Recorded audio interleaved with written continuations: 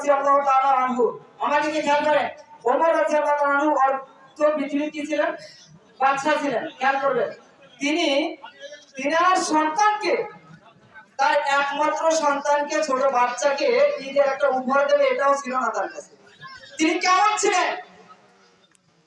স্ত্রী বলতেছে যে তুমি তো এমন একজন দামি ব্যক্তি, জমিন কাঁপতেছে থরথর করে, ভূমিকম্প শুরু হয়ে গেছে, তুমি তলোয়ার আঘাত দিয়ে জমিনকে বলেছো আমি কি অপরাধ করেছি হে জমিন, তুমি এরকম ধ্বংসের জন্য কাজ শুরু করে দিয়েছো। জমিন সঙ্গে সঙ্গে থেমে গেছে। সুবহানাল্লাহ। হচ্ছে তুমি বলেছো নদীতে পানি নাই, শুকনো নদী, চিঠি দিয়েছো নদীর কাছে, শুকনো নদী পানি প্রবাহিত শুরু করে দিয়েছে, মানুষ কোটি কোটি মানুষ পানি পেয়েছে। তুমি তো সেই অমর, আর তুমি আজ তোমার ছোট্ট একটা ছোট সন্তানের জন্য আজ ঈদের একটা কাপড় নেই তোমার কাছে। হচ্ছে যে পথে তুমি চাও সে পথে ইবলিস থাকে না, তোমাকে কি আল্লাহ দিয়ে দেয়। আর তুমি যে পথে তুমি আজ তোমার একটা সন্তানের জন্য একটা ঈদের নতুন কাপড় কিনতে পারো না,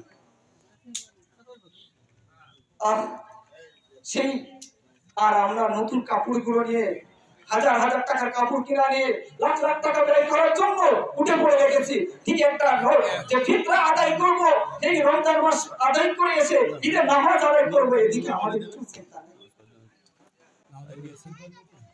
দেখেন, রমজান মাস ছিল, রমজান মাসে যে গুনাহ, তার গুনাহ মাফ করাতে পারেনি, সে কি হয়ে গেছে, মাত্র অনিবার্য ধ্বংস, অনিবার্য সে ধ্বংস। কথা বলছে ধর্মীয় আমরা খেয়াল নেবেন, ধর্মীয় শুনে নেব, যদি রমজান মাস পেয়েছে তার জীবন গুনাহ মাফ করতে পারেন, সে ধ্বংস হয়ে যাবে, অনিবার্য ধ্বংস। এই কথা আল্লাহ বলেছেন, আল্লাহ রাসূল বলেছেন, জিবরাইল আলাইহিস সালাম বলেছেন। এখন দেখেন, রমজান মাসে যারা আমরা রমজান পালন করতে পারিনি, তাদেরকে আমরা পেরেছি। কথা বলছেন, এই রমজান মাসে যে আরেকটা হলো তার বৃদ্ধা অবস্থায়, তিনটে কথা দুইটা বলে শেষ করবো। বৃদ্ধা অবস্থায় যে কি পাইছে, তার পিতা মাতাকে পেয়েছেন। কাকে পেয়েছেন? পিতা মাতাকে বৃদ্ধা অবস্থায় পেয়েছেন, তাকে সন্তুষ্ট করতে পারেনি, খেদমত করে ওই ব্যক্তি ধ্বংস হয়ে যাবে, ধ্বংস হয়ে যাবে, অনিবার্য ধ্বংস।